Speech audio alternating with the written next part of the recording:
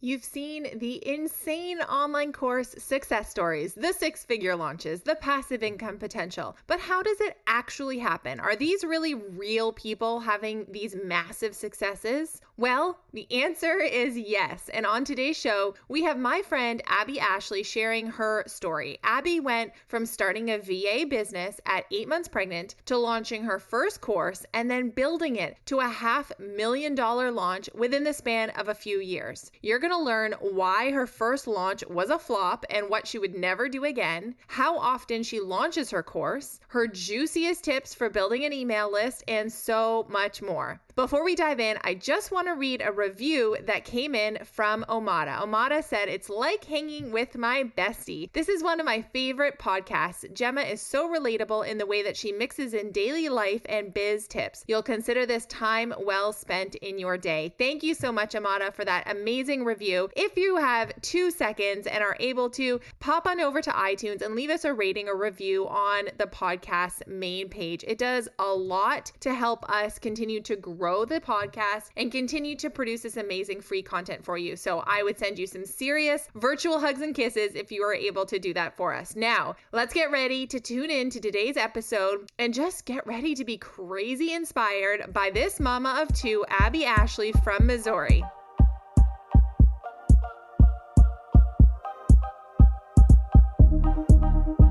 You're listening to the Passive Project Podcast, where we talk about how to build your online business to make more income, more impact, and give you more freedom in your life. I'm Gemma Bonham-Carter, business strategist, mom of two, lover of passive income, automation, and coffee. Welcome to the podcast.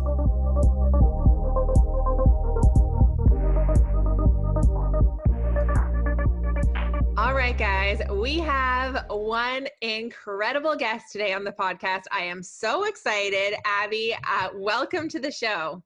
Thank you. I'm super excited to chat with you. Yay. Okay, so Abbey, for those who aren't familiar with you and your biz, do you want to just give a brief little summary of like who you are and what you do?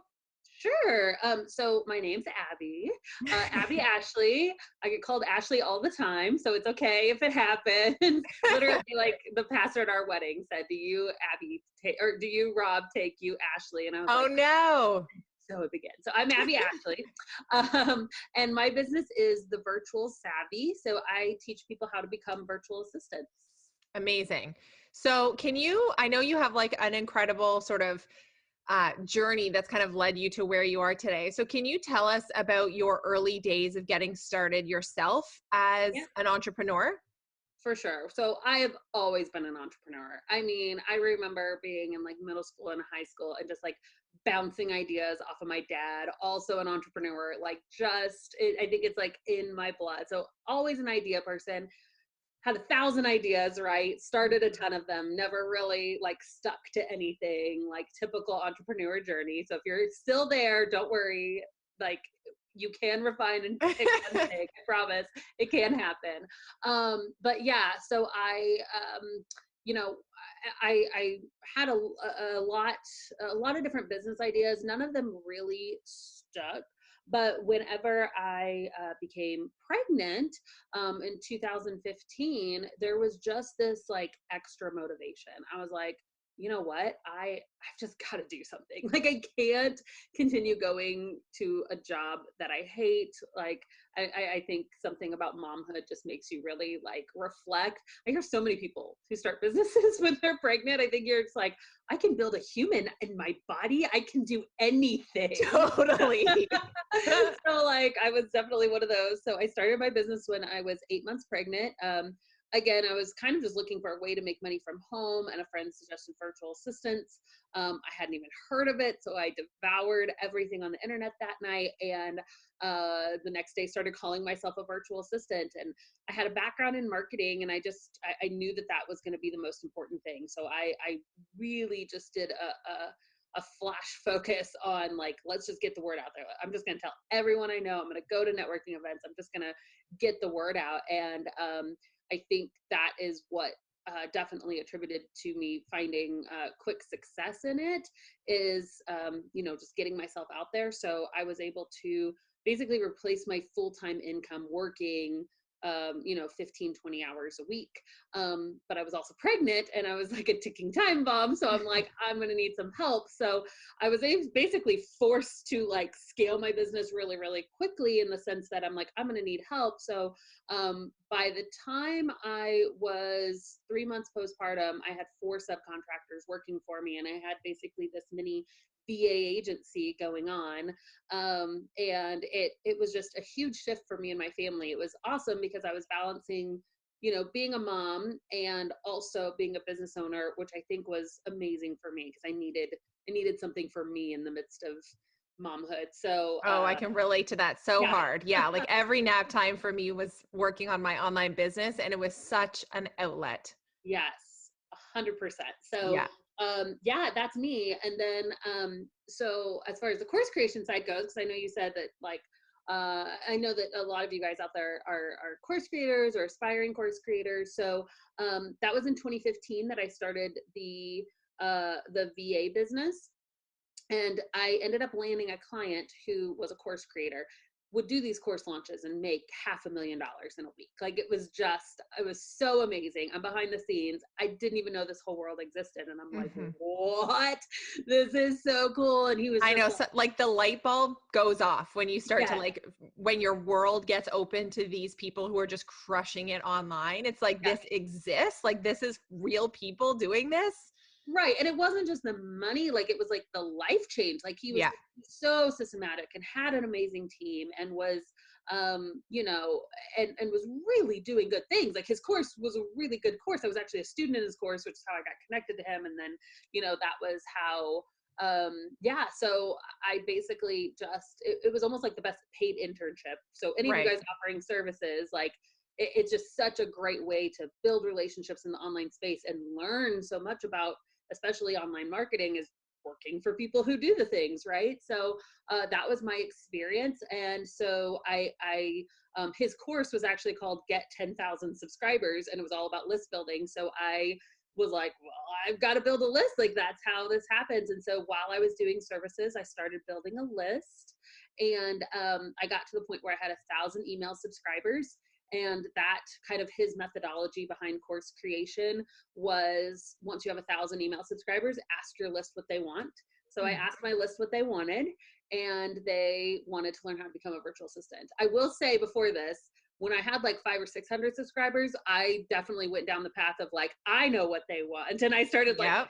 making all these courses, and like I think I made 3 different courses and put all this work into them, pre-made the courses, didn't pre-sell them or anything, and launched them to my list of 500 or 600 people, and one person bought at $97. It was like I 3 months of hard work. I love the fact that you're sharing that, because that is so often what people do, right? I think any of us like who now have who've been in like the course creation game for a while now can all say that that's what we did in the beginning, was like spend oodles of time creating products that didn't get off the ground. Yep. And it's what I talk about with my students all the time, is about pre-selling and making an offer before you've actually created the content. And there's so much fear around doing that, right? And Yep. I think like one thing about just your story that you just shared, when you were getting started as a VA, when you're taking the next leap to think about creating digital offers, is like you didn't, I mean, maybe internally you had hesitation, but you just went for it. You like put your feet in front of the other every single day with consistency and like drive, and weren't afraid, right? Because I think the fear is often what holds a lot of people back, and they're afraid to tell people that they're taking on this new venture, that they are a VA or they are an expert in X, Y, or Z. And you need to get visible, and you need to put the word out. So that's like, I just wanted to like pick that out of your story that you just shared, that is just such a valuable lesson for people who are listening. Yeah, my old pastor used to always say, "Go set ready," and I'm like, I that's like love that. so that's like part of our company culture now, is that like we launch before it's perfect. Like Uh-huh. you're never gonna have this perfect polished finished thing that you feel like by the time you feel good about it, it's gonna be like outdated, right? Like I Yes. mean, it's this, especially in the online space, like things are just moving so quickly that you've just kind of gotta jump on the train and learn as you go, and know that you're gonna make mistakes, and know that it's not gonna be perfect, and that like the people who find success the most quickly that I found are just those quick decision makers. Like, all right, let's do this thing. It might be the wrong choice, but let's try it out, I totally agree. Like done is better than perfect, and you just need to put it out into the world and like tweak and refine and improve from there, right? Yes, yes. So, can you like give us a snapshot, because it's been so that when did you launch at the point of wait, you had your 1,000 people on your list, you realized that they wanted to learn how to be VAs like you had done, and you launched your first course. When was that? What year was That was that? August 2016. So I started my business about, let's see, like May 2015 is when I started my virtual assistant business. So it was August. So about a year later was when I Okay. got 1,000 email subscribers. And so from August 2016 to today, which is January of 2020, can you give us a snapshot today of what your business looks like? Like if we were to take like a big picture Yeah. view, how the pieces kind of work together? Yeah, so it's been awesome. I love this world. Like so at that time that I launched the course, I got 16 people in at $497. That was kind of my intro because I knew the course was eventually going to be $997, so it was kind of like the pre-launch price, right? Mhm. So I made $8,000 that first launch, and I was over the moon excited. Like that was huge for me, absolutely huge. And then I just kept kind of wash, rinse, repeat. So I launched again actually in December, which was like a terrible idea. Literally, I'm like launching right before Christmas. I was like, oh, I guess no one taught me I shouldn't do this. Oops. I've now moved my launches to January. But then, every launch is just kind of increase, increase, increase. And I put a big focus on list building in between launches. And so we went from having, an $8,000 launch to I think it was like a 20,000, then a 40,000, then we jumped up to like a 150, and then a 225, and our last launch was $450,000 launch, I love that. which is And crazy. here, you guys, here's the other amazing thing about Abby is that you do not rely heavily on paid ads. No, so I don't really, paid ads is not one of my strategy. Like if you go to my Facebook page, you may or may not see a paid ad because we're always kind of, we Testing. experiment a little, but I spent less than 1% on I marketing I last year. am like obsessed about that. So can you two things I want to know. I'll ask the first question because it's like a quick answer, but especially in the first like year or two with your course and you were relaunching, how often were you launching? Like how many months was between launches Yeah, typically? I've pretty much always done 2 a year. So I do Two one in launches a year. January and then one in July. And I think it's really important to note that my launches are literally like exactly the same. And I don't even Yes. hide the fact. Like I don't No. even like, it's literally like the exact same emails. I do like a 5-day series with really similar content. Like maybe I'll change the title of something, or I'll tweak it, or I'll update testimony. Like I'm making things better every time. I'm improving it, but it's literally like, don't reinvent the wheel. People don't remember what you did 6 months ago, and if they do, then they should have bought then. And if it's not, wasn't time then they need to rehear the same information. So Exactly. I'm all about that too. My like the students in my community will know that I'm all about rinsing and repeating, and you really build brand recognition when you do that. And I think what happens sometimes is people will go and launch something, not see the success that they want in that first launch, think it's a failure, and not try, like they'll go back to the drawing board and create another product, when actually those first 5 students they got, that was just the beginning. They needed to like right. keep going, do it again and again and again to build that brand recognition, um, as you have done so well. So in between your launches, when you say you focused really heavily on list building, Mhm. I mean, without sort of, you don't need to tell us every single little strategy that you've ever used, but do you have like a top couple of strategies that have worked really well for you Yeah, that have like stood the test of time? for sure. So honestly, I think above like, ooh, what strategies worked for Abby Ashley, I think that the best thing to do is to like pick a platform. Uh-huh. Pick one. Because honestly, any of them will work if you Yep. just pick one, focus on it, and go all in. So Mm-hmm. like, so I don't want you to be like, oh, well, this is what she did, so that's what I should do, because that's not necessarily true. Like maybe that's not where your audience hangs out, or maybe that's not what you enjoy doing. So for me, I right away I started a Facebook group, Mm-hmm. and so that Facebook group has grown to about 40,000 members. And we use that as that's a list building tool for us, because every person that comes in, we ask them if they want our freebie.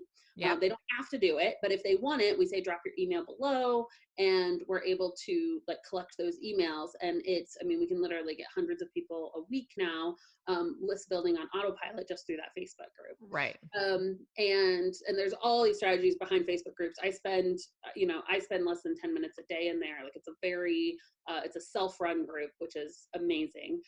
So that's one that I kind of went all in on. And then the other, which I mostly hired out to do, was Pinterest. Mm-hmm. So that was the other, and that's kind of the SEO one, right? So in my opinion, if you're gonna do a traffic source that is kind of community and connection and kind of volume. So that would be, Facebook group or Instagram is really great for that, right? Like you're building a Yeah. following, and stories are great for the connection part, but it's not really a search engine, right? Yep. As far as search engine and like really, really building great quality traffic, like targeted traffic over the long run, I would choose Pinterest or YouTube, honestly, and Mm-hmm. also combine that with, I guess, like blogging, Pinterest, YouTube, or a combination of the Yeah, three. because So Pinterest and blogging could go hand in hand together. exactly, With YouTube, you don't necessarily need the blog. It's kind of right, doing both in one, and you're just directing people straight to your email list from the right. YouTube video. But yeah, I talk about that too. And um, that's your evergreen content. Like it stands the test of time, it snowballs, it builds on itself, it keeps growing for you. Whereas the Facebook group, the Facebook page, the Instagram, whatever, is very fleeting. And that's Yep, just like, as you said, your connection point to build that deeper relationship with the people who are already following you. yep. And honestly, you just got to keep doing it, You because just like got to keep doing it. SEO Exactly. is not especially like Pinterest, blogging, YouTube, right? I mean, they're long game things. Like Uh-huh. you get a ton of traffic from SEO now, a ton. But that's because I've been blogging since 2015, using really good keywords. Like Yes. it just takes a long time, unless if you have something that like goes crazy viral and all of that. But and there's strategies to find things that are going to be more popular, but at the end of the day, what's going to create the most quality followers, and like that deep, just like constant funnel of healthy organic leads, is just consistency. Couldn't agree more. So, at this point with your business, you still sell that same course, which I love, right? Because again, that speaks to building that brand recognition over time. But so that's would you call that your signature course? Yes. And then you do have a few other offers, right? What does Yep, that so look I have like? one other thing. So I also have a membership site. So it's a tech membership. So because my course is teaching people how to become virtual assistants, the course itself is really that business in a box, like how to plan your pricing and your packaging and get clients and legalities. And we have a contract and all the, hiring subcontractors. It's like the meat, right? Yes. And then, so some people can come in and just use the skills they already have, or we teach kind of general admin in that course. But a lot of people want to take their service offerings beyond that. So what we have is something called Savvy Vault, and it's a tech membership. So every month we release a new tech course. So Hmm. we have over 40 tech courses in there currently, everything from Canva, ConvertKit, Teachable, Facebook ads, Pinterest management, and we're adding more specialty courses, so like industry specialty. So if you want Right. to be a real estate VA, that course is coming up. We have a subscription box management course that Julie Ball created, who's a Right. like awesome subscription box manager. So she has a really popular subscription box. So we have industry and tech training. So we release at least one new tech course course every single month inside of that membership. And you guys who are listening, this is a great example of an ascension model, because what Abby's done here is she has her main like front facing online course, and the alumni from that online course feed directly into the membership. It's almost like a no-brainer. And that's what you can be doing too when you think about like having multiple offers, is what's the pathway that you're taking your students on so that they can keep working with you, and do that in a really smart way. So I love that. Okay, you have young kids just like me. I think we had babies in the same years. What years were your babies born? 2015, 2013 and then 2015. So Okay, so I'm 2013 and 2016. Oh, okay, awesome. So we can relate as mamas to young little children. So you now have these incredibly successful digital offers. You have a team that works with you to help manage all the moving pieces and your business. What does like day-to-day life look like? Like, are you, because people are going to think like you are running around like a chicken with its head cut off, with that many students and that much going on. But what does it really look like behind the scenes? Have you been able to like build out a business that feels good for you? Yes. Okay. So, I think a big part of this is, my business, my business, and my life has taken different seasons, like when Mhm. I started, I was a full-time stay-at-home mom. Okay.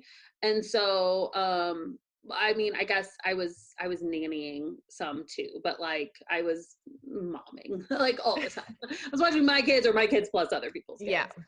Didn't love it. So I was like, yeah. And I was working on my business, and I did this business so I could spend time with my kids, right? Mhm. But it wasn't that I needed to spend 40 hours a week with my kids. It was that I Uh-huh. wanted to be able to be there. Like last Friday, I went and had lunch with my daughter at school and things like Yeah. that. So that was more so the priority for me. And so things shifted as kind of the business shifted and as my, like what I needed shifted. So I was at home with them full time, and then it switched to, I had somebody come to the house 2 days a week, and I felt all Right. fancy because I was like, oh my gosh, look at me with a nanny. And then and then we moved, and the kids, like the only good option that we really felt comfortable with was this 5-day daycare. And we're like, man, that is not at all what we wanted, but maybe we'll do the 5-day daycare, and then we don't have to take them every day. And then once they got in there, it ended up that like we pretty much took them every Yeah. day, Well, also they love it too, right? and they Like, loved it, and yeah, the consistency was good. And then I like, if I wanted to, I'm like, I'm done working, it's 1 o'clock, I'll go pick them up. exactly. And then, as that transition, now my daughter's in kindergarten, so she's at school all day, and my son is Mhm. in daycare. And that is just what works really well for the season of life that we're in. So I'm all about like finding what works for you. So we have a pretty standard work day then, um since that since we have like, my kids are in daycare now, but it didn't start out that way. So my life now, I mean, so I retired my husband this last year, which was really exciting. And he That's super actually exciting. just started working for the company in January. He was like trying a couple different things, and he's like, I think I just want to work for you. I'm like, that sounds great, let's do this thing. So he literally, like, his desk is like right next to mine now. And so he takes the kids to school, and then I work from like 8 to usually 3 or 2. And by that time, I'm like, man, I'm done. Like, I Yeah. know I'm not very productive in the afternoons. So I try to do all my work. And then, like my husband goes to pick up the kids at like 2:30. He like, that's like his time. That's like daddy kid time, is to like his time in the car picking them up. So that is usually where I will, like, if I haven't showered yet, I will shower. That happens real life. Or I will, like, sometimes I'll work out, or I'll just like go take a walk outside or do house stuff. Like that's just kind of my time. And then the kids are Yeah, and then home the rest by of it is family 4, and time. the rest of the night is family time. That's Yeah, I that's love kind of that. what we And do. so other than you and your husband, how many other people do you have working with your company? And I appreciate that some of them may be like really small subcontractors, so you don't need to include those, but like kind of core team members. Yeah. So It's going to sound like a lot, but so I have six, not including myself, I have six full-time employees. Wow. So, but I will say this too, like, so we've chosen the organic traffic, right? Like Hmm. we don't spend a lot in paid ads. So what I don't spend in paid ads, I make up for in team, I feel like. Right. Um, but I love That's a really interesting comparison because not a lot of people have like worded it that way before. And that's a really interesting because at your stage, you can't be writing blog posts, you can't be pinning on Pinterest, you can't be doing all the things all the time. I But in could order be, to, I'd be driving myself crazy you'd be and driving yourself yeah, crazy, you'd be working all hours of the night, right? So to have, yeah, you have to have a larger team to take those on so that you continue to drive all of that traffic your way. That's a, yeah, it's an interesting comparison. and I love that too. Like I Hmm. would rather, like, I mean, we focus on profit margins and we're good, but like, I could have a smaller team. Like I totally could have a smaller team, but like I love my team. Like that is what wakes me up in the morning, is to get to like send funny gifs to my team on Slack, Totally. and to like team unity. We did our first in-person team retreat, and it's like, like I love managing a team. Like that gets me fired up. It's one of my favorite things about this business is managing a team, and their family, right? Yeah. Like we didn't plan it this way, but every single person on my team, minus my husband, is a mom. Yep. So like it's my mission, right? Is to like help women and primarily moms find like a way to work and also be at the school bus when their kids get dropped That's off, right. or like my one of my employees, her son is sick with the flu, so we had a meeting yesterday, and like we gave her pretty much the day off, but she's like, no, I need this meeting. But she's sitting there like holding her baby with the flu, like as we're talking, but I'm like, but we were still having a great conversation, and like Yeah. I said, I didn't force her to do that. My team's just so Yeah, stinking but what other devoted. job, what Yes, other job would she have been able to do that, right? right. And so it was just like, I don't know. I like that. I love that. I love that I can provide a full-time salary Yeah. to, you know, five moms. Yeah, So that's incredible. So, this has been such a good chit chat, Abby. I think everybody's going to get so much out of this episode. What, just to like cap it off, what would you say are, I don't know, the top 2 or 3 reasons that have contributed to your success as a course creator? yeah, so I would say, number one, man, and this is the hardest one, is just like really just do one thing and just Hmm. do it really, really, really well. Like one ideal customer, whatever you want to call it, avatar, whatever. Like one group of people that you're talking to, one solid offer, one solid traffic source. Like if you can just take all that energy that you're putting in 20 different places and just focus it on one thing, like, man, it's the hardest thing to do, but it's gonna lead to the most success. Hmm. That was one really long one. Okay, so No, I two. love that one. I Two. need that reminder sometimes. I know it's so hard. It's so Yeah. hard because we're all entrepreneurs, so our minds are. I literally last night I almost purchased two new domains, like things that have nothing to do with my business. I literally have two new businesses in my head that I want to start now. And you know what they happens? I put them on my cool ideas for businesses list. And then I Yes. look at them and be like, man, it'd be cool if I could do those. Nope, not now. Yep. Like there's Totally. still more in what I have now. So I can't do those things. Like I have to focus on what's in front of me. Especially now, because it's like that's providing for me and my family and five other people. So Exactly. Abby, you can't get distracted with those other things. Okay, so that's one.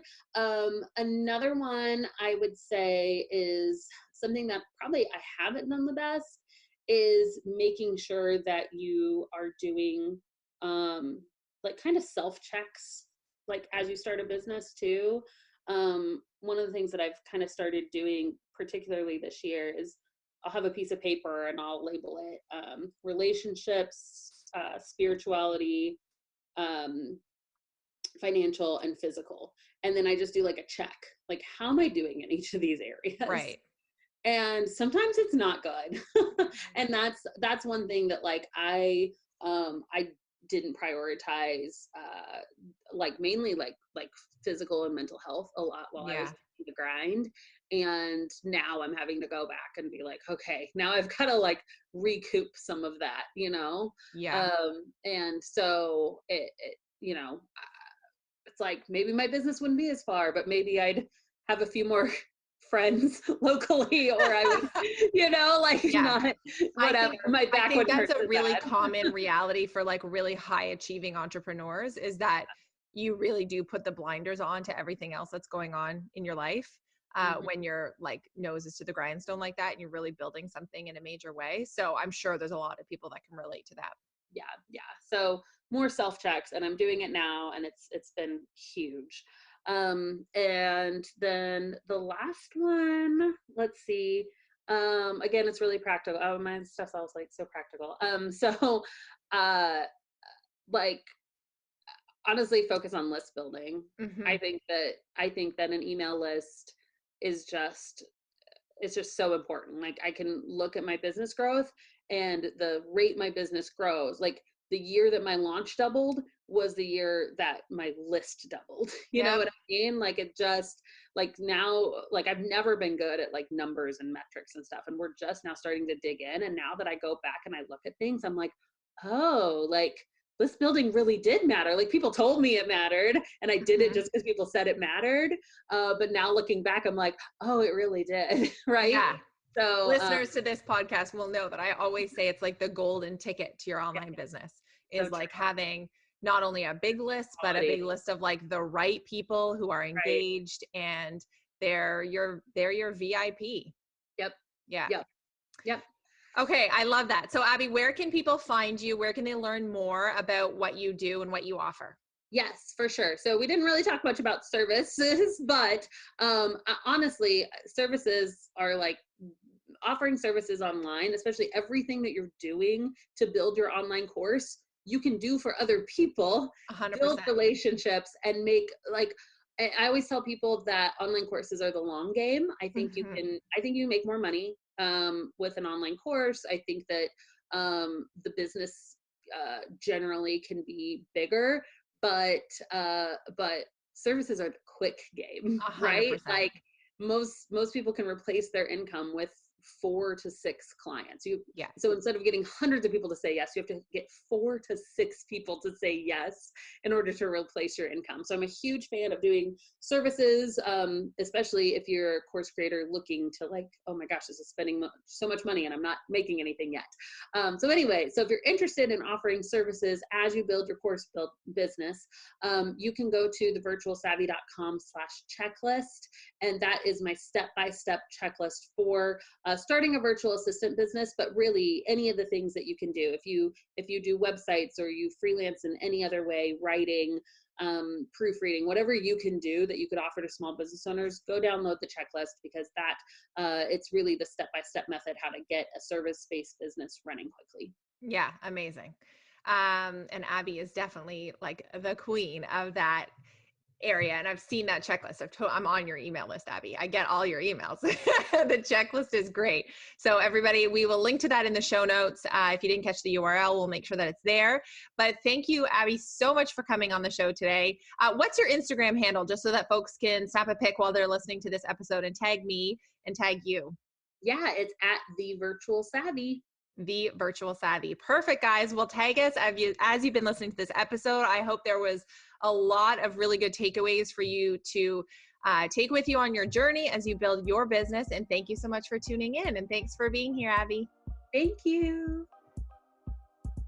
This episode is brought to you by our Rapid List Building Guide. Are you stuck with a teeny tiny email list? Does it feel like the subscribers are barely trickling in? Well, I reached out to 20 of the best online marketing experts out there, people like Jenna Kutcher, Jill Stanton, and Tyler McCall, to ask them what their number one strategy is for building their email list. And the responses I got back were juicy. I compiled all of their revealing answers into the Rapid List Building Guide, which is available for you to download for free. Check out the link in the show notes to get your hands on it.